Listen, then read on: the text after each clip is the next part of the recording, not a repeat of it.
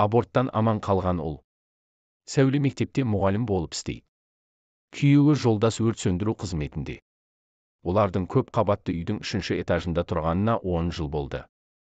2-ші этаждағы көршісі жалғызбасты Валя деген орыс әйел. Валя үйінде ит асырайды. Жалғыз тұрған соң иті өзіне серік. Жолдас пен Сәуленің үйі кеш болса, думанға айнала бастайды. 6 қызы асып салып ойнап, кішкентайлары қыршақтарын бөпе етіп орап алып, олайда бұлайда жүгіріп жүргені. Олардың тарс-тұрс етіп жүгіргені, шулағаны Валяға жақпайды. Батареяны ұрғылап, тынышталыңдар деп күніге белгі береді. Кейде ерінбей келіп, есікті қағып ұрсып кетеді. Үлкен қыздар кішкентайларды Валя келе жатыр деп қорқытатын болған. Валя аулада Сәулені көрсе қарадай тыжырынып: «Неменеге көп туа бергенсің? Оларды қалай асырайсыңдар?» дейді. 6 бала қазақ үшін көп емес. Менің анам да, енем де 10 баладан туған. Батыр аналар, әрбір бала өз несібесімен туылады ғой. Құдайға шүкір, бізге бәрі жетеді, Құдай берсе, тағы 4 ұл туар едім дейді Сәуле. Ой, тағы 4-еу. Не үшін керек ол сендерге? О, Құдайым-ай, ол кезде мен үйімнен безіп кетермін. Қойшы, тумашы. Керегі жоқ қой, көп баланың. Мен бірақ ұл тудым. Ол қазір Мәскеуде тұрады. Өзімен өзі. Тек жылына бір-ақ рет көрсеміз. 2 немерем бар, менің миымды ашытпайды. Өздерімен өздері. Осылай өзің үшін өмір сүру керек қой. Жалғыздықтың несі жақсы? Біз баланың көп болғанын қалаймыз.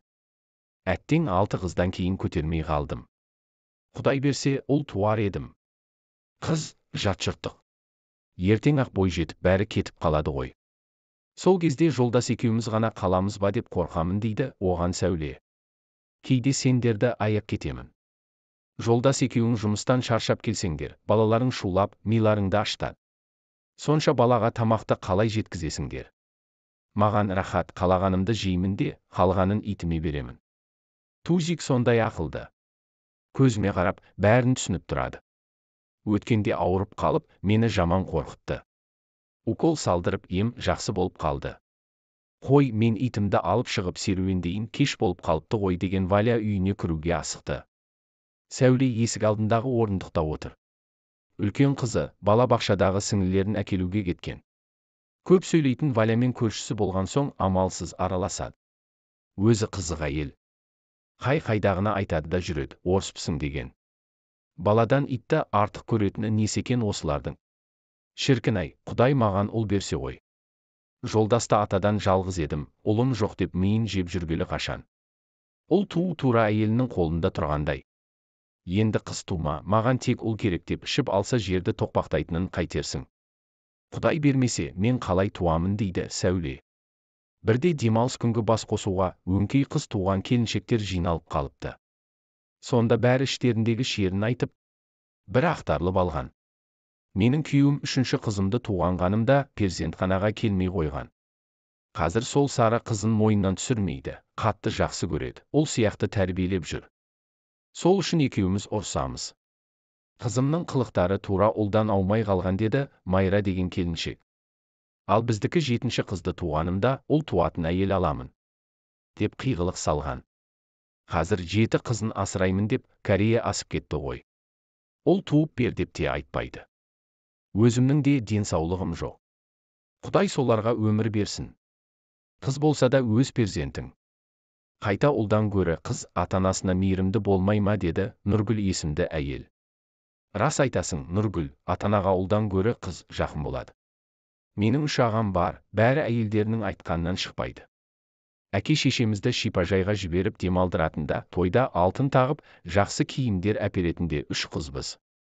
Ал аға-жеңгелерімізге бәрі бір. Қыздар бар, әкеледі ғой дейді де отыра береді деді Құндыз. Күйеуім 4 қызын өте жақсы көреді. Бірақ менің ұлым жоқ, қу бас қалатын болдым деп арақ ішіп зарлағанда үйден безіп кетеміз. Туайын десем, тағы да қыз туамын ба деп қорқып, көтергім келмей жүр деді Сүмбілшаш деген әйел. Екеуміздің қорқынышымыз бір екен ғой, мен де тағы қыз туамын ба қатты қорқамын, оның үстіне 3 жылдан бері көтере алмай жүрмін. Күйеуім маған тек ұл керек деп қоймайды. Сондай кездері оған айналайын, жас әйел алда жыл сайын тудыра берші деп айта жаздап, тілімді тістеп қаламын. Ол кетіп қалса, 6 қызыммен кімге керекпін деп мұңайған еді сонда Сәуле. Соңғы күндері Сәуленің мазасы қаша бастады. Өзіндегі өзгерісті біле сала жүрегінде бір үрей пайда болды. Япырай, мен көтеріп қойып, тағы да қыз тумаймын ба? Күйеуі қыз тумайсың деп, үзілді-кесілді қарсы болып жүргені анау. Сәуле жұмада мектептегі сабағы аяқтала салысымен таныс гинекологқа барған. Ол алғашқы тексеруден ақ Сәуленің жүкті екенін анықтады. Енді не істеймін? Ол қыз екенін есептеп бересіз бе? Күйеуім қыз тууыма мүлдем қарсы. Қыз болса алдыртып тастап, ол болса қалдырайын. Менің есебім бойынша сіздікі қыз. Шешім өзіңізден. Бірақ аборт жасатуға кеңес бермес едім. Денсаулығыңызға зиян. Әлі де ойланыңыз деген дәрігер Сәулені шығарып салды. Сәуле 2 қыз туғаннан кейін әрбір жүктілігінде үмітпен ұл күтетінен. УЗИге түскен соң қыз екенін біліп, жылап-жылап алса да жүрегінің астындағы құйтақандай тіршілік иесіне өмір сыйлау керекпін деп шешетін. Енді ойламаған жерден аяғы ауырлап, құрсағындағы тағы да қыз екенін естіген Сәуленің көңіл күйі тіптен түсіп кетті. Күйеуінің жанын ауыртатын сөздерін де естігісі келмеді. Үйіне барғысы келмей, өзі ерекше жақсы көретін досы Айшаны көргісі келген. Айша Сәулені қуана қарсы алды. Шай үстінде досының кірегеленген көңіліне алаңдаған Айша не болғанын сұрады. Көтеріп қойыппын. Ешқандай ем-домсыз Алланың бергені ғой, ол болса екен деген тілеумен дәрігерге барып көрінсем, есептеп көріп, қыз болады деді. Мерзімі әлі кішкентай болған соң, уды жынысын көрсетпей. Жолдас, енді ол тумасаң, тумайсың деп шегелеп айтқан. Енді не істеймін деген Айша жылап жіберді. Қызығы, осы еркектер. Қыз туу, ұл туу сенің қолыңда тұрмай екен. Көрер ем, өздері әйел болып жаратылса. Сосын несіне жылайсың? Кейде дәрігерлер де есептен жаңылса. Мүмкін дұрыс емес шығар. Сәл күтсей, УЗИ анықтап айтады. Тіпті ол да шатасып, қыз дегендері ұл болып туылып жатқан жоқ па? Айша, оған дейін уақыт өтіп кетеді ғой. Мерзімі үлкейіп кетсе, аборт жасамайды. Маған дәрігер 1 аптаның ішінде шешім қабылдаңыз. Әйтпесе мерзімі өтіп кетіп, баланы алдыртып тастауға болмайды деген. Қойшы, алдыртуды айтпашы, тіпті жолдас керек жоқ десе, маған берші. Менің қызым жоқ қой, қыздары бар адамдарға қатты қызығамын. Білмеймін, тіпті туғым келіп тұрған жоқ. Ол болмаған соң. Сәуле тағы да көз жасына ерік берді. Құрбысы оны жуатып әлек. Көтергенімді жолдас мүлдем білмей-ақ қойсыншы. Алғашқы 2 қызда үндемеді де, кейінгі 4 қызда қашан туғанша миымды жеді ғой. Анау ақсайышымның аурушаң болып туылғаны да сол жүйкемнің жұқарып кеткендігінен емес пе? Әр қызымды дүниеге әкелген сайын өмір мен өліммен арпалыстым. Күйеуім соның бірінде білген жоқ. Қыздан басқа тумайсың деп ұрысқанын сен көрген жоқсың, сыртым бүтін, ішім түтін болып жүрмін. Жолдас сырт көзге ғана жақсы, ал оның мінезін сен білмейсің ғой. Енді не істесек екен? Саған қалай көмек көрсетерімді білмей қалдым ғой. 2 әйел біраз үнсіз мұңайып отырып қалды. Үйге қайтайын. Қыздарым мені іздеп жатқан шығар, көрермін. Жұмыстан сұрана да алмаймын. Келесі аптаның сейсенбісінде сабағым аз еді. Дәрігерге сол күні барармын. Қолың бос болса, менімен бірге барарсың деді Сәуле Айшамен қоштасып тұрып. Осылай шештің бе, ақыры? Қап, менің қолымнан еш нәрсе келмей тұрғаны ай. Күйеуіңмен сөйлесіп көрейін бе? Қызды неге жек көреді? Жақсылықты қыздан көреме, ұлдан көреме, адам білмейді ғой. Дүйсенбіден бастап мені облыс орталығына оқуға жіберді.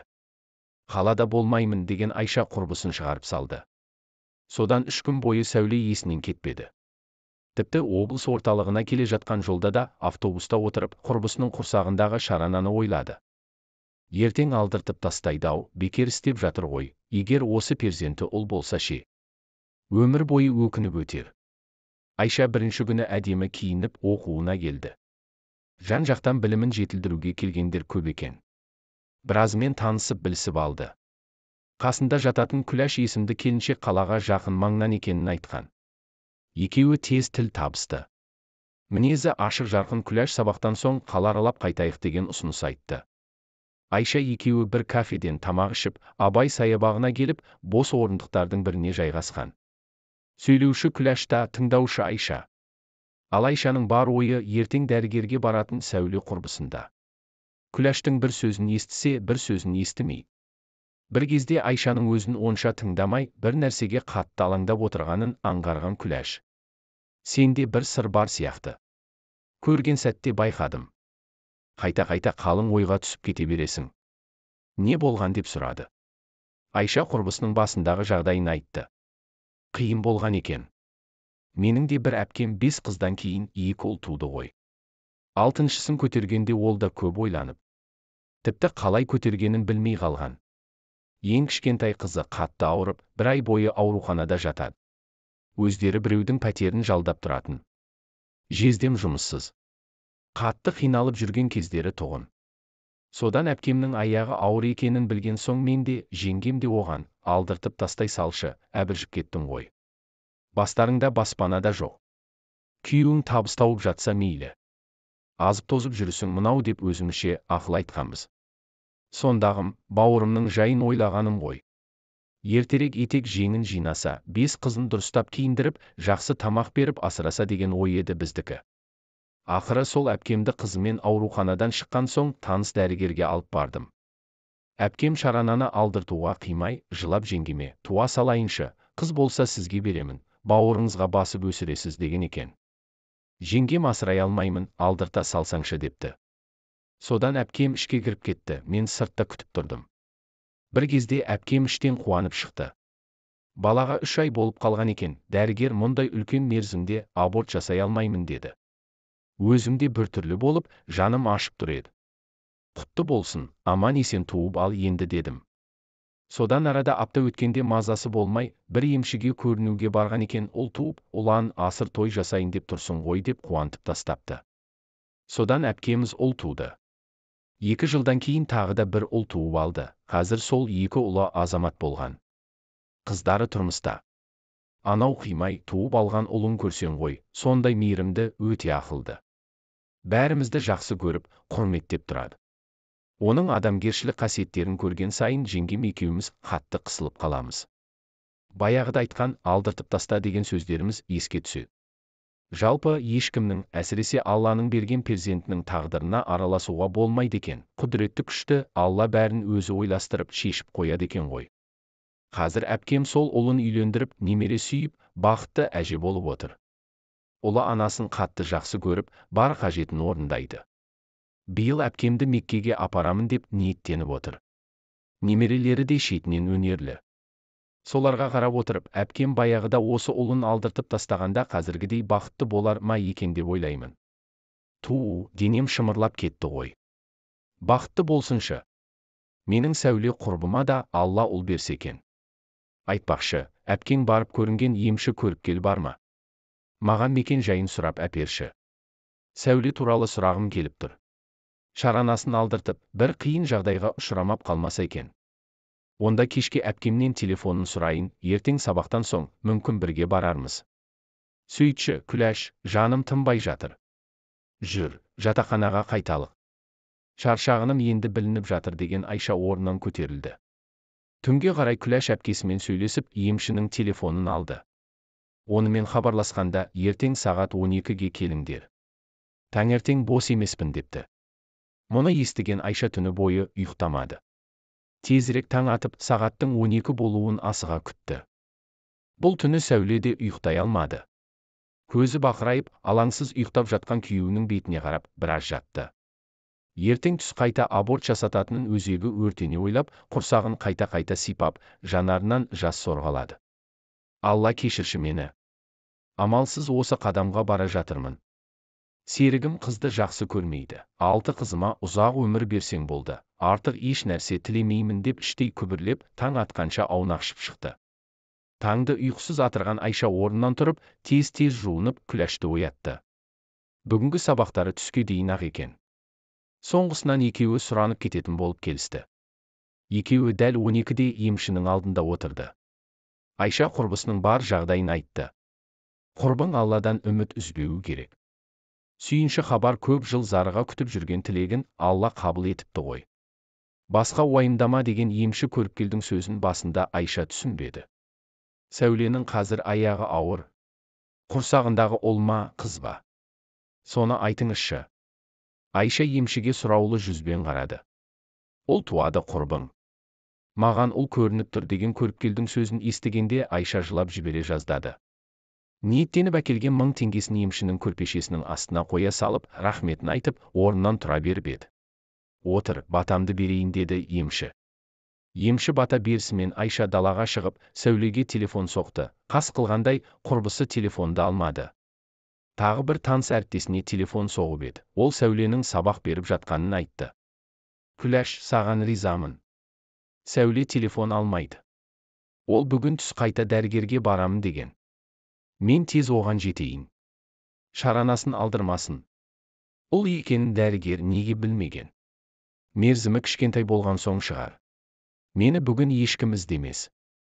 Таңертең үлгеруге тырысамын. Мен автовокзалдан такси ұстайын деген Айша көшеге қарай жүгіре жөнелді. 2 сағатта діттеген жеріне жеткен ол дереу Сәулеге телефон шалды. Жауап жоқ. Құдай-ай, аборт жасатып қойған жоқ па екен деген қатты алаңдаған Айша дереу емханаға тартты. Гинеколог дәрігердің алдында ешкім жоқ екен, асығыс кіріп, құрбысының келген-келмегенін сұрады. Сәуле құрбыңыз ба, жаңа ғана тексерістен өтіп, өзі шешім қабылдағанын айтқан. Қазір ең соңғы 26-шы бөлмеде болар. Деген дәрігер мұның бетіне таңдана қараған. Айша дәлізде ары-бері жүрген адамдарды қағамаға соңғы бөлмеге қарай жүгірді. Айшаға қарамай есікті ашып қалып, Сәуле, бас тарт. Аборт жасатпа. Сенің құрсағыңдағы ұл туасың, ұлды боласың. Деген Айша креслода жатқан құрбысын көрді. Оған енді ғана наркоз бергелі жатқан дәрігердің шприці қолынан сусып еденге түсіп кетіп, сынып қалды. Сәуле өңмен түс көргендей болып, не дейсің Айша? Сен қайдан келіп қалдың? Ол дейме деп орнынан тұруға әрекет жасады. 2 дәрігер еш нәрсе демей, бөлмеден шығып кетті. Құрбысының киінуіне көмектескен Айша ағыл-тегіл жылап жүр. Сәуледе солығын басалар емес. Арада 9 ай өткенде Сәуле шекесі торсықтай ұл тапты. Бұл ұлымның атын жан досым Айша қояды. Әрі өкіл анасы болады деді Сәуле. Ешкім бұл шешімге қарсы болған жоқ. Аборттан аман қалған ұл да бүгінде ержетіп келеді. Үйдегі 6 қыз бір төбеде, арман бір төбе. Кейде ұлының көзіне көзі түскен Сәуленің жүрегі дір етіп, қорқып кетеді, Алладан кешірім сұрайды. Авторы: Фатима Забурақызы.